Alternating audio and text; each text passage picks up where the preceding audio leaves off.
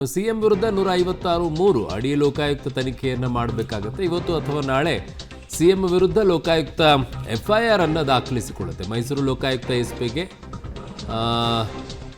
ಕೋರ್ಟ್ನ ಪ್ರತಿ ತಲುಪಬೇಕು. ಆದೇಶ ಪ್ರತಿ ಸಿಕ್ಕ ಬಳಿಕ ಸಿಎಂ ಕುಟುಂಬದ ವಿರುದ್ಧ ಎಫ್ಐಆರ್ ದಾಖಲು ಮಾಡಕ್ಕೆ ಮುಂದಾಗ್ತಾರೆ. ಡಿಸೆಂಬರ್ 24ರ ಒಳಗೆ ವರದಿಯನ್ನು ಕೊಡಬೇಕಾಗಿದೆ ಲೋಕಾಯುಕ್ತ ಎಸ್ಪಿ ಹುದೇಶ್ ಅವರು. ಎಫ್ಐಆರ್ ಯಾವಾಗ ಹಾಕ್ತಾರೆ ಅಲ್ಲಿಂದ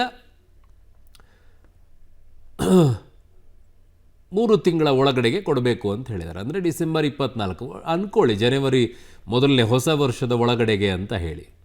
2024 ಮುಕ್ತಾಯವಾಗೋದ್ರೊಳಗಡೆಗೆ ಈ ವರದಿಯನ್ನು ಕೊಡಬೇಕಾಗತ್ತೆ.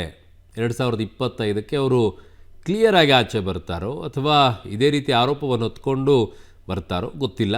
ಸದ್ಯಕ್ಕೆ ಈ ವರ್ಷದೊಳಗಡೆಗೆ ಇದು ಪೂರ್ತಿಯಾಗಿ ತನಿಖೆಯನ್ನು ಮಾಡಿ ವರದಿಯನ್ನು ಕೊಡೋಕ್ಕೆ ಜನಪ್ರತಿನಿಧಿಗಳ ನ್ಯಾಯಾಲಯ ಟೈಮ್ ಬಾಂಡನ್ನು ಕೂಡ ಫಿಕ್ಸ್ ಮಾಡಿದೆ. ಯಾರು ತನಿಖೆ ಮಾಡಬೇಕು ಅಂತಲೂ ಕೂಡ ಹೇಳಿದೆ. ಅದು ಲೋಕಾಯುಕ್ತ, ಮೈಸೂರಿನ ಲೋಕಾಯುಕ್ತ ಎಸ್ ಪಿ ಅವರೇ ತನಿಖೆ ಮಾಡಬೇಕು ಅಂತ ಹೇಳಿರೋದ್ರಿಂದ ಈಗ ಸದ್ಯಕ್ಕೆ ಆ ಎಸ್ ಪಿ CJ ಹುದೇಶ್ ಅವರಿದ್ದಾರೆ.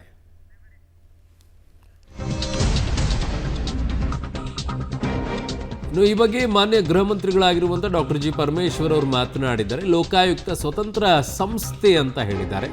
ನಿರ್ದಾಕ್ಷಿಣ್ಯವಾಗಿ ತನಿಖೆಯನ್ನು ಮಾಡುತ್ತೆ ಅಂತ ಹೇಳಿದ್ದಾರೆ. ಯಾವುದೇ ತನಿಖೆಗೆ ಸಿದ್ಧ ಇದ್ದೇನೆ ಅಂತ ಸಿಎಂ ಹೇಳಿದ್ದಾರೆ ಅಂತ ಪರಮೇಶ್ವರ್ ಅವರು ಹೇಳಿದ್ದಾರೆ. ಲೋಕಾಯುಕ್ತ ಪೊಲೀಸು ಇಂಡಿಪೆಂಡೆಂಟ್ ಬಾಡಿ, ಅದು ಯಾರ ಮರ್ಸಿಯಲ್ಲಿ ಇರೋದಿಲ್ಲ. ಅವರು ಇಂಡಿಪೆಂಡೆಂಟ್ ಆಗಿ ಇನ್ವೆಸ್ಟಿಗೇಟ್ ಮಾಡ್ತಾರೆ. ಇಂಥದ್ದೊಂದು ಪರಿಸ್ಥಿತಿ ಬಂದಾಗ ಹಿಂದೆ ಸಿದ್ದರಾಮಯ್ಯನವರು ಹೇಳಿದರು, ಯಡಿಯೂರಪ್ಪ ರಾಜೀನಾಮೆ ಕೊಟ್ಟು ನಿಷ್ಪಕ್ಷಪಾತ ತನಿಖೆಗೆ ಸಹಕಾರ ಕೊಡಲಿ ಅಂತ. ಸೊ ಈಗ ಅದನ್ನೇ ಬಿಜೆಪಿಯವರು ಕೇಳ್ತಾ ಇದ್ದಾರೆ.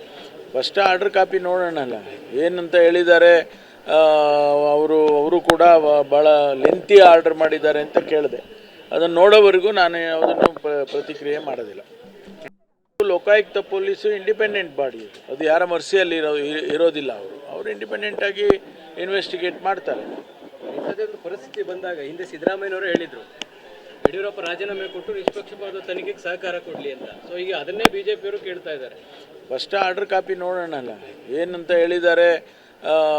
ಅವರು ಕೂಡ ಭಾಳ ಲೆಂತಿ ಆರ್ಡರ್ ಮಾಡಿದ್ದಾರೆ ಅಂತ ಕೇಳಿದೆ.